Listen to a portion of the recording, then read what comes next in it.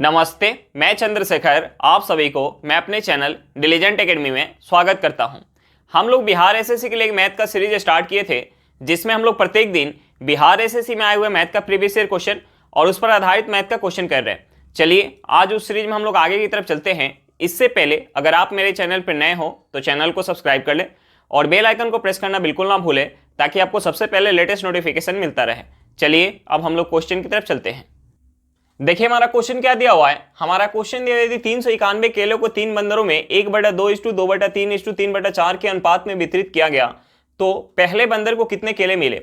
हमें क्या निकालना है, पहले बंदर को मिले केले की संख्या निकालना है।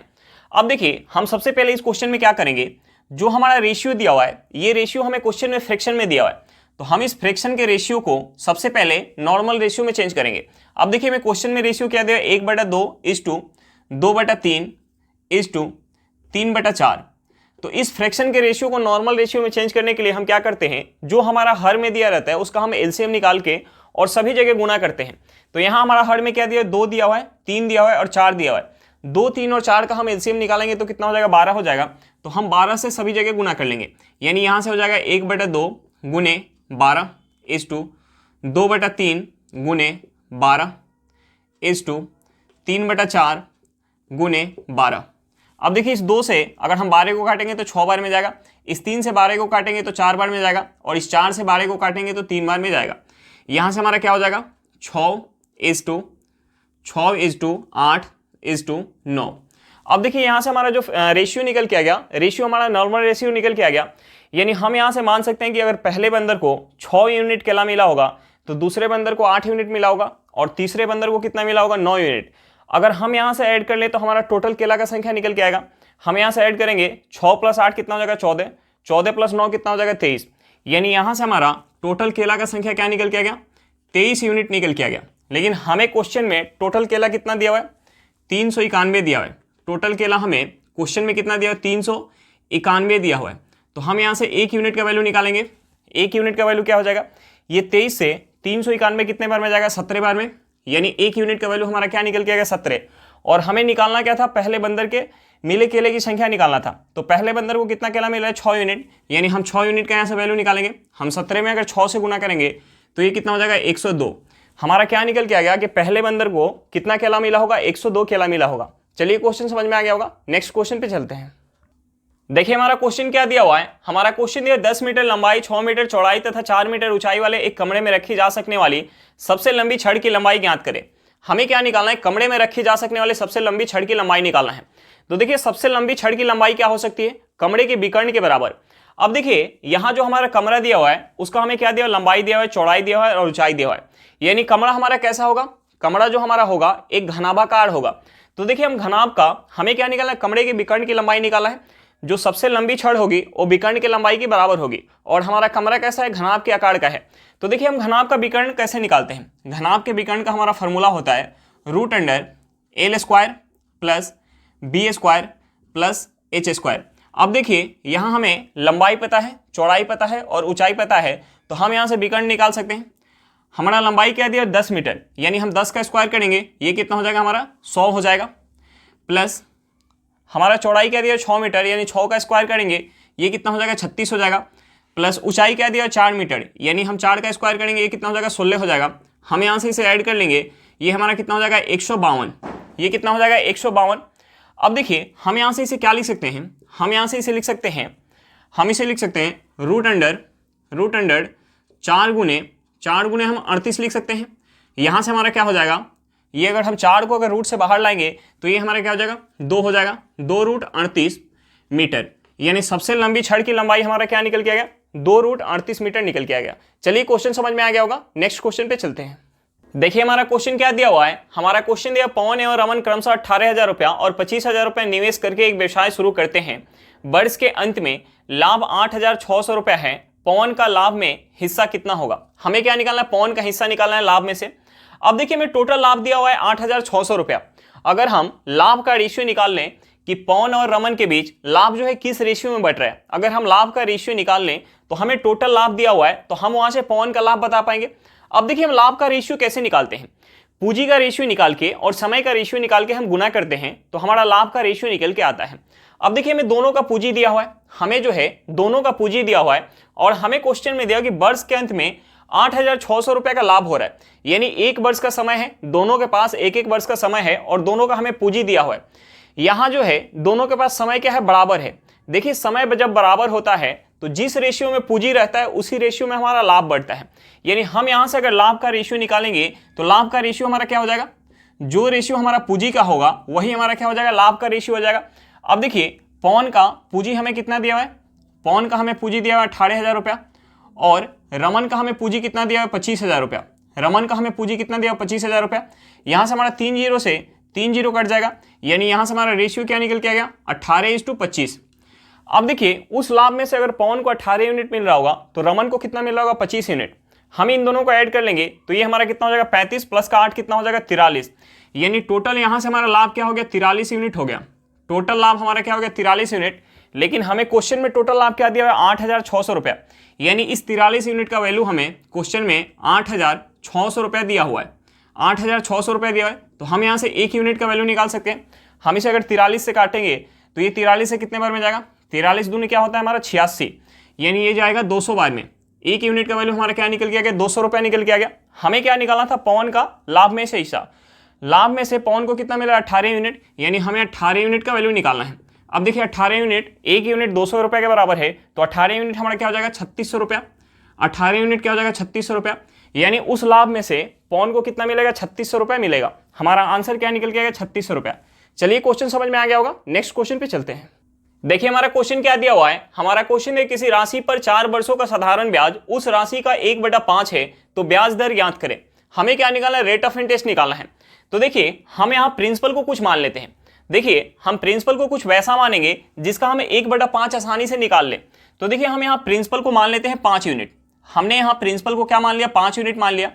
तो देखिए हमें क्वेश्चन में दिया हुआ है कि किसी राशि पर 4 वर्षों का साधारण ब्याज उस राशि का 1/5 है। यानी यहां से अगर हम एसआई निकालेंगे तो एसआई क्या हो जाएगा, इस 5 का 1/5 हो जाएगा। इस 5 का 1/5 हमें क्या मिल जाएगा, एसआई मिल जाएगा। 5 का 1/5 क्या हो जाएगा, 1 यूनिट हो जाएगा।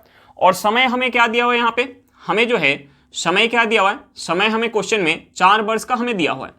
तो देखिए हम यहाँ पे रेट ऑफ इंटरेस्ट निकाल सकते हैं। 1 रुपया का ब्याज मिल रहा है, हमने मान लिया कि 1 रुपये का ब्याज मिल रहा है, कितने रुपए पे, 5 रुपए पे, कितने वर्षों में, 4 वर्षों में। तो देखिए यहां से हम रेट ऑफ इंटरेस्ट निकाल सकते हैं। 1 रुपया का ब्याज मिल रहा है, 1 रुपया का ब्याज मिल रहा है कितने पे, 5 रुपए पे, कितने वर्षों में, 4 वर्षों में। हमने मान लिया कि 8% के दर से बटा क्या हो जाएगा, 100 हो जाएगा। अब देखिए ये हम अगर 5 में 4 से गुना कर लेंगे तो कितना हो जाएगा, 20। 20 से अगर हम 100 को काटेंगे ये कितने बार में जाएगा, 5 बार में। यानी यहां से हमारा आर क्या निकल के आ गया, 5% निकल के आ गया। हमारा आर क्या निकल के आ गया, 5% निकल के आ गया। चलिए क्वेश्चन समझ में आ गया होगा, नेक्स्ट क्वेश्चन पे चलते हैं। देखिए हमारा क्वेश्चन क्या दिया हुआ है, हमारा क्वेश्चन है चीनी के मूल्य में 20% वृद्धि हो जाती है तो चीनी की खपत को कितना प्रतिशत कम करना होगा ताकि चीनी पर खर्च अपरिवर्तित रहे। अब देखिए हमें क्वेश्चन में क्या दिया हुआ है, हमें क्वेश्चन में दिया है कि चीनी के मूल्य में 20% वृद्धि हो जाती है तो चीनी के खपत में कितना प्रतिशत कम करें, कितना प्रतिशत कम करें ताकि खर्च जो है अपरिवर्तित रहे। यानी पहले जितना रुपया खर्च हो रहा था अभी उतना ही रुपया खर्च हो, यानी खर्च हमारा क्या है, फिक्स है। देखिए खर्च हमारा फिक्स है तो अगर हम कीमत का रेशियो निकालेंगे तो जो हमारा कीमत का रेशियो निकल के आएगा उसका अपोजिट हमारा क्या हो जाएगा, खपत का रेशियो हो जाएगा।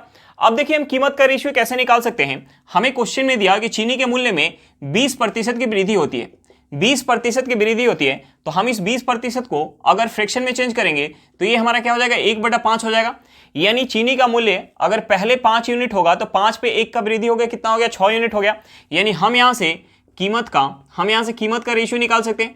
पहले अगर कीमत 5 यूनिट होगा तो 5 पे 1 का वृद्धि होके अब कितना हो गया, 6 यूनिट हो गया। यानी यहाँ से हमारा खपत का रेशियो क्या हो जाएगा, खपत का रेशियो क्या हो जाएगा, इसका अपोजिट हो जाएगा। यानी खपत का रेशियो हो जाएगा 6/5 हो जाएगा। यानी पहले अगर 6 केजी चीनी का खपत कर रहा था तो अब कितना कर रहा है, 5 केजी। यानी चीनी के खपत में कितना कम कर दिया, 1 का कमी कर दिया, कितने पे, 6 पे, गुने 100 करेंगे तो यहाँ से हमारा क्या निकल के आ जाएगा, यहाँ से हमारा चीनी के खपत में परसेंटेज कमी निकल के आ जाएगा। अब देखिए अगर हम इसे 2 से काट लें, ये 2 से 3 बार में जाएगा, ये 2 से कितने बार में चला जाएगा, ये 2 से चला जाएगा 50 बार में। यानी हम यहाँ से लिख सकते हैं 50/3%। यानी हम इसे और क्या लिख सकते हैं, हम इसे लिख सकते हैं 16/2/3%। हम इसे क्या लिख सकते हैं, 16/2/3%। चलिए क्वेश्चन समझ में आ गया होगा, नेक्स्ट क्वेश्चन पे चलते हैं। देखिए हमारा क्वेश्चन क्या दिया हुआ है, हमारा क्वेश्चन दिया 5 वर्ष पहले बाली और गीता की आयु क्रमशः 3:4 के अनुपात में थी। 10 वर्ष बाद उनकी आयु का अनुपात क्रमशः 6:7 होगा। उनकी वर्तमान आयु में अंतर क्या है? हमें क्या निकालना है? उनके आयु के बीच का अंतर निकालना है वर्तमान में। तो देखिए दो लोगों के बीच आयु का जो अंतर है वो हमेशा बराबर होता है, यानी 5 वर्ष बाद 5 वर्ष पहले जितना होगा उतना ही वर्तमान में होगा और उतना ही 10 वर्ष बाद भी होगा। दो लोगों के बीच आयु का जो अंतर है वो कभी चेंज नहीं होता है।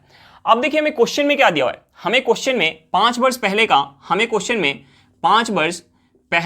हमें रेशियो दिया हुआ है। 5 वर्ष पहले का हमें रेशियो दिया किसके बीच? बाली और गीता के बीच का हमें रेशियो दिया हुआ है। क्या हमें क्वेश्चन में रेशियो दिया 3:4 दिया हुआ है। दूसरा हमें क्या दिया हुआ है? दूसरा हमें 10 वर्ष बाद का हमें रेशियो दिया हुआ है। 10 वर्ष बाद का हमें रेशियो क्या दिया हुआ है? 6:7 दिया हुआ है। अब देखिए हम सबसे पहले यहाँ क्या करेंगे, हम सबसे पहले आयु के बीच का डिफरेंस चेक करेंगे, क्योंकि दो लोगों के बीच आयु का जो डिफरेंस है वो कभी हमारा चेंज नहीं होता है, यानी आयु के बीच का डिफरेंस क्या होता है? बराबर होता है। अब देखिए हमने मान लिया कि 5 वर्ष पहले बाली की जो आयु है वो 3 यूनिट है और गीता की आयु कितना है? 4 यूनिट, यानी यहाँ आयु के बीच का डिफरेंस कितना है? यहाँ जो है आयु के बीच का डिफरेंस कितना है? 1 यूनिट है। अब देखिए 10 वर्ष बाद बाली की जो आयु है वो 6 यूनिट हो जा रही है और गीता की आयु 7 यूनिट हो जा रही है, यानी यहाँ जो है आयु के बीच का अंतर कितना है? 1 यूनिट। अब देखिए आयु के बीच का अंतर जो है हमारा बराबर है। अगर आयु के बीच का अंतर अगर बराबर नहीं आता तो हम नीचे के अंतर से ऊपर वाले रेशियो में गुना करते और ऊपर के अंतर से हम नीचे वाले रेशियो में गुना करते, तब जाके हमारा आयु के बीच का अंतर बराबर निकल के आ जाता। अब देखिए हमें क्या निकालना है? हमें निकालना है उनके आयु के बीच का अंतर, हमें वर्ष में निकालना है। तो देखिए हम वर्ष में कैसे निकाल सकते हैं? हम जो है 1 यूनिट का ये वैल्यू कैसे निकाल सकते हैं? अब देखिए 5 वर्ष पहले अगर बाली की आयु 3 यूनिट थी तो 10 वर्ष बाद कितना हो जा रही है? 6 यूनिट, यानी आयु में कितना का वृद्धि हुआ? आयु में जो है 3 यूनिट का वृद्धि हो गया। अब देखिए 5 वर्ष पहले गीता की जो आयु है वो 4 यूनिट है और 10 वर्ष बाद गीता की आयु कितना हो जा रहा है? 7 यूनिट, यानी यहाँ भी आयु में कितना का वृद्धि हुआ? 3 यूनिट का वृद्धि हुआ। और वर्ष में कितना का वृद्धि हो रहा है? ये जो है वर्तमान से 5 साल पहले और ये जो है वर्तमान से 10 वर्ष बाद, यानी वर्ष में 15 वर्ष का वृद्धि हो रहा है। वर्ष में कितना का वृद्धि हो रहा है? 15 वर्ष का वृद्धि हो रहा है। यानी यहाँ से हमारा क्या निकल के आ गया? यहाँ से हमारा निकल के आ गया कि 3 यूनिट का जो वैल्यू है वो क्या है? 15 वर्ष है। 3 यूनिट का वैल्यू क्या है? 15 वर्ष है। तो हम 1 यूनिट का वैल्यू यहाँ से निकाल सकते हैं। 1 यूनिट का वैल्यू क्या हो जाएगा? 5 वर्ष हो जाएगा, यानी दोनों के बीच आयु का अंतर क्या होगा? 5 वर्ष का होगा। चलिए क्वेश्चन समझ में आ गया होगा, नेक्स्ट क्वेश्चन पे चलते हैं। देखिए हमारा क्वेश्चन क्या दिया हुआ है, हमारा क्वेश्चन दिया ए और बी अकेले अकेले कार्य करते हुए एक कार्य को क्रमशः 12 और 16 दिनों में पूरा कर सकते हैं। यदि वे वैकल्पिक रूप से एक एक दिन छोड़ के कार्य करते हैं और एक कार्य की शुरुआत करता है तो उक्त कितने दिनों में पूरा हो जाएगा? तो देखिए हम सबसे पहले क्या करेंगे, जो हमारा यहाँ समय दिया हुआ है हम उस समय का एलसीएम निकालेंगे। अब देखिए यहाँ हमारा समय क्या दिया हुआ है, यहाँ हमारा समय दिया हुआ है 12 दिन और दूसरा समय दिया 16 दिन। तो हम सबसे पहले 12 और 16 का हम एलसीएम निकालेंगे। देखिए 12 और 16 का एलसीएम क्या हो जाएगा? 48 हो जाएगा। 12 और 16 का एलसीएम क्या निकल के आ गया? 48 निकल के आ गया। हम टोटल वर्क को मान लेंगे 48 यूनिट, टोटल वर्क को हम मान लेंगे 48 यूनिट। अब देखिए इस 48 यूनिट काम को जब ए कर रहा है, इस 48 यूनिट काम को जब ए कर रहा है तो कितना समय ले रहा है? 12 दिन का समय ले रहा है। और इस 48 यूनिट काम को जब बी कर रहा है तो 16 दिन का समय ले रहा है। तो देखिए हम यहाँ से दोनों का इफिशियंसी निकाल सकते हैं। अब देखिए ए जो है 12 दिन में 48 यूनिट काम कर रहा है तो एक दिन में कितना करेगा? एक दिन में 4 यूनिट काम करेगा। बी जो है 16 दिन में 48 यूनिट काम कर रहा है तो एक दिन में कितना करेगा? 3 यूनिट काम करेगा। अब देखिए दोनों का इफिशियंसी निकल के आ गया। और हमें क्वेश्चन में क्या दिया हुआ है? हमें क्वेश्चन में दिया हुआ है कि वे वैकल्पिक रूप से एक एक दिन छोड़ के कार्य करते हैं और कार्य की शुरुआत ए करता है, यानी पहले दिन ए आएगा, फिर दूसरे दिन बी, फिर तीसरे दिन ए। अगर इस तरीके से काम होगा तो टोटल 48 यूनिट काम कितने दिनों में समाप्त हो पाएगा? हमें उस समय को निकालना है। तो देखिए पहले दिन कौन आएगा? पहले दिन ए आएगा। ए आएगा, एक दिन काम करेगा। ए जो है एक दिन में कितना काम करेगा? ए का इफिशियंसी यहाँ से हमारा क्या निकल के आया? 4 यूनिट, यानी ए जो है एक दिन में 4 यूनिट काम करेगा। दूसरे दिन बी आएगा, दूसरे दिन बी आएगा। बी एक दिन में कितना काम करेगा? बी का इफिशियंसी यहाँ से क्या निकल के आया? 3 यूनिट, यानी बी जो है एक दिन में 3 यूनिट काम करेगा। अब देखिए यहाँ से हमारा समय क्या हो गया? 2 दिन का समय हो गया। समय क्या हो गया? 2 दिन का समय हो गया। और काम कितना हो गया? 7 यूनिट काम हो गया। काम कितना हो गया? 7 यूनिट काम हो गया। और हमें काम करवाना कितना है? हमें काम करवाना है 48 यूनिट। हमें जो है काम करवाना है 48 यूनिट। तो देखिए हम क्या करते हैं, दोनों साइड 6 से गुना कर लेते हैं। अगर हम 6 से गुना करेंगे तो ये क्या हो जाएगा हमारा? ये हो जाएगा 12 दिन और ये क्या हो जाएगा? 42 यूनिट। अब देखिए 12 दिन में इस तरीके से 42 यूनिट तो काम हो जाएगा। और हमें काम कितना करवाना है, 48 यूनिट काम करवाना है। अब देखिए 13वें दिन कौन आएगा, 12 दिन में 42 यूनिट काम हो गया, 13वें दिन ए आएगा। ए आएगा, एक दिन लेगा, एक दिन में काम कितना कर देगा, 4 यूनिट, यानी काम कितना हो गया, काम कितना हो गया, 46 यूनिट काम हो गया, 46 यूनिट काम हो गया। और हमें कितना काम करवाना है, 2 यूनिट काम करवाना है, और हमें 2 यूनिट काम करवाना है। और ए के बाद कौन आएगा, बी आएगा। बी जो है एक दिन में 3 यूनिट काम कर रहा है, तो 2 यूनिट काम करने में बी जो है एक दिन में 3 यूनिट काम कर रहा है, एक दिन में 3 यूनिट काम कर रहा है, तो 2 यूनिट काम करने में कितना समय लग जाएगा, 2/3 दिन का समय लग जाएगा। यहां से हमारा टोटल समय क्या निकल के आ जाएगा, हम इसे ऐड कर लेंगे, 12 + 1 कितना हो जाएगा, 13। यहां से हमारा हो जाएगा 13 सही 2/3 दिन, 13 सही 2/3 दिन में काम कितना हो जाएगा, 42 × 4 = 46, 46 में 2 ऐड करेंगे कितना हो जाएगा, 48, यानी 48 यूनिट काम इस तरीके से कितने दिन समय में हो जाएगा, 13 सही 2/3 दिन में हो जाएगा। चलिए क्वेश्चन समझ में आ गया होगा, नेक्स्ट क्वेश्चन पे चलते हैं। देखिए हमारा क्वेश्चन क्या दिया हुआ है, हमारा क्वेश्चन ये 2 इनलेट पाइप ए और बी खाली टंकी को क्रमशः 22 घंटे और 33 घंटे में भर सकते हैं। उन्हें एक साथ खोला गया, लेकिन टंकी भरने से 3 घंटा पहले ए को बंद कर दिया गया। टंकी को भरने में कुल कितने घंटे लगेंगे। तो देखिए हम सबसे पहले क्या करेंगे, जो हमारा समय दिया हुआ है हम उस समय का एलसीएम निकालेंगे। हमारा समय क्या दिया हुआ है, हमारा जो समय दिया हुआ है, पहला समय दिया हुआ है 22 घंटा और दूसरा समय क्या दिया है, 33 घंटा। तो देखिए हम 22 और 33 का हम एलसीएम निकालेंगे। 22 और 33 का एलसीएम क्या हो जाएगा, 66 हो जाएगा। हम टंकी की धारिता मान लेंगे 66 यूनिट, टंकी की धारिता मान लेंगे, टंकी की धारिता मान लेंगे 66 यूनिट। अब देखिए 66 यूनिट पानी जब ए भर रहा है तो कितना समय ले रहा है, 66 यूनिट पानी जब ए भर रहा है तो कितना समय ले रहा है, 22 घंटा का। और जब 66 यूनिट पानी बी भर रहा है तो कितना समय ले रहा है, 33 घंटा का समय ले रहा है, 33 घंटा का समय ले रहा है। अब देखिए हम यहाँ से दोनों का एफिशिएंसी निकाल सकते हैं। ए जो है 22 घंटे में 66 यूनिट पानी भर रहा है, तो 1 घंटा में कितना भरेगा, 3 यूनिट पानी। बी जो है 33 घंटे में 66 यूनिट पानी भर रहा है, तो 1 घंटा में कितना भरेगा, 2 यूनिट पानी भरेगा। अब देखिए हमें क्वेश्चन में क्या बोल रहा है, हमें क्वेश्चन में बोल रहा है कि दोनों को एक साथ खोला जाता है, लेकिन टंकी भरने से 3 घंटा पहले पाइप ए को बंद कर दिया जाता है। तो देखिए पाइप ए जो है 1 घंटा में कितना पानी भर रहा है, 3 यूनिट पानी भर रहा है, यानी 3 घंटा में कितना पानी भरता, 9 यूनिट पानी भरता। तो 3 घंटा पहले बंद कर दिया जाता है। तो देखिए हमें क्वेश्चन में अगर कभी भी ऐसा दिया हो कि किसी भी एक पाइप को कि टंकी भरने से इतना समय पहले बंद कर दिया जाता है, तो हम टंकी की धारिता में अगर ए को 3 घंटा पहले बंद कर दिया जाता है, तो ए जो है 3 घंटा में कितना पानी भरता, 1 घंटा में 3 यूनिट पानी भर रहा है, तो 3 घंटा में 9 यूनिट पानी भरता। यानी हम टंकी की धारिता में इस 9 यूनिट को ऐड कर देंगे, और अब हम ये मान के चलेंगे कि पाइप ए और बी दोनों साथ साथ टंकी को भर रहे हैं। तो हमारा यहाँ से समय निकल के आ जाएगा कि टंकी को भरने में कितना समय लगेगा। अब देखिए ए का हम क्या ऐड कर देंगे इसमें, ए जो है 1 घंटा में, ए जो है 1 घंटा में कितना पानी भर रहा है, 1 घंटा में 3 यूनिट पानी भर रहा है। तो ए जो है 3 घंटा में कितना पानी भरेगा, 3 घंटा में 9 यूनिट पानी भरेगा। अब देखिए इस 9 यूनिट पानी को हम क्या करेंगे, ऐड कर देंगे टंकी की धारिता में, यानी इस 66 में हम 9 ऐड कर देंगे, ये कितना हो जाएगा, 75। अब देखिए 75 यूनिट हमें पानी भरना है और दोनों साथ साथ भर रहे हैं, यानी ए प्लस बी अगर दोनों साथ साथ भरेंगे 75 यूनिट पानी, तो कितना समय लग जाएगा। ए जो है 1 घंटा में 3 यूनिट पानी भरेगा और बी जो है 1 घंटा में 2 यूनिट पानी भरेगा, यानी दोनों मिलकर 1 घंटा में 5 यूनिट पानी भरेंगे। यानी हम 75 में अगर 5 से भाग दे देंगे तो यहाँ से हमारा समय निकल के आ जाएगा, यहाँ से हमारा समय क्या निकल के आ जाएगा, 15 घंटा, यानी 15 घंटा में टंकी जो है भर जाएगा। चलिए क्वेश्चन समझ में आ गया होगा, नेक्स्ट क्वेश्चन पे चलते हैं। देखिए हमारा क्वेश्चन क्या दिया हुआ है, हमारा क्वेश्चन दिया 2 व्यक्ति ए तथा बी एक ही स्थान पी से क्रमशः 5.5 किलोमीटर पर घंटा तथा 6.5 किलोमीटर पर घंटा की चाल से चलना प्रारंभ करते हैं। 5 घंटे बाद वे दोनों कितने किलोमीटर की दूरी पे होंगे यदि वे विपरीत दिशा में चल रहे हों। देखिए हमें क्वेश्चन में क्या दिया हुआ है, हमें क्वेश्चन में दिया है कि एक बिंदु है पी, एक बिंदु पी है और पी से अगर ए जो है इस साइड जा रहा है तो बी जो है इस साइड जा रहा है, बी अगर ए जो है इस साइड जा रहा है तो बी इस साइड जा रहा है। और हमें ए का स्पीड क्या दिया हुआ है, हमें ए का जो स्पीड दिया हुआ है 5.5 किलोमीटर 5 किलोमीटर पर घंटा, और हमें बी का स्पीड क्या दिया हुआ है 6.5 किलोमीटर पर घंटा। और हमसे पूछ रहा है कि 5 घंटे बाद, 5 घंटे का टोटल समय है, 5 घंटे बाद वे दोनों कितने दूरी पे होंगे, यानी हमें क्या निकालना है, डिस्टेंस निकालना है, हमें डिस्टेंस निकालना है।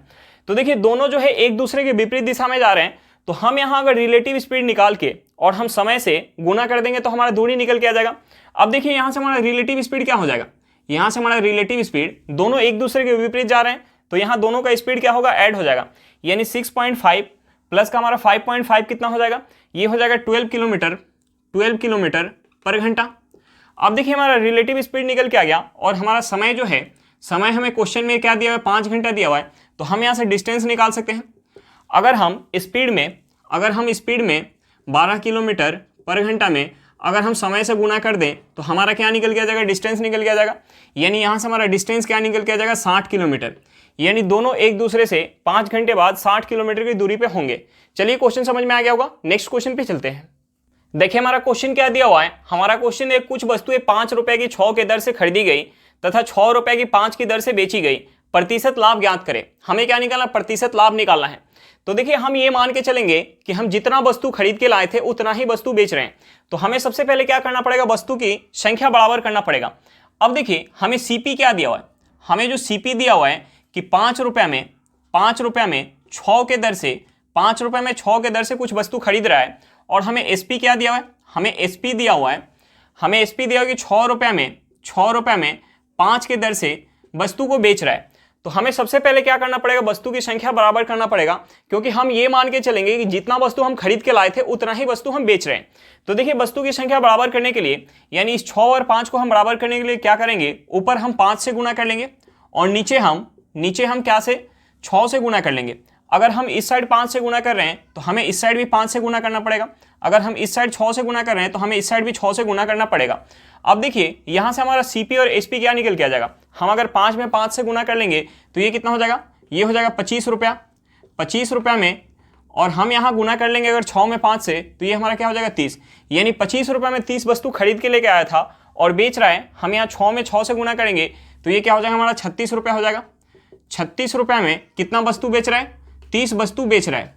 अब देखिए खरीद के लाया था 25 रुपये में 30 वस्तु और बेच रहा है 36 रुपये में 30 वस्तु, यानी उसका जो है उस वस्तु पे सीपी जो है 25 रुपया है, सीपी 25 रुपया है और एसपी कितना है, 36 रुपया है। एसपी कितना है, 36 रुपया। यानी यहाँ लाभ कितना हो गया, यहाँ जो है 11 रुपये का लाभ हो गया। कितने पे, 25 पे गुने 100 करेंगे तो यहाँ से हमारा परसेंटेज लाभ निकल के आ जाएगा। हम इसे अगर 25 से काट लें तो ये 4 बार में जाएगा, यहाँ से हमारा क्या निकल के आ गया, 44%। यानी उसे कितने का लाभ हो जाएगा, 44% का लाभ हो जाएगा। चलिए क्वेश्चन समझ में आ गया होगा। आज के लिए इतना ही, फिर मिलते हैं नेक्स्ट क्लास में। अगर क्लास अच्छा लगे तो क्लास को लाइक करिएगा, अगर आप मेरे चैनल पर नए हो तो चैनल को सब्सक्राइब करिएगा और क्लास को अपने दोस्तों के साथ शेयर करना बिल्कुल मत भूलिएगा। चलिए बाय बाय।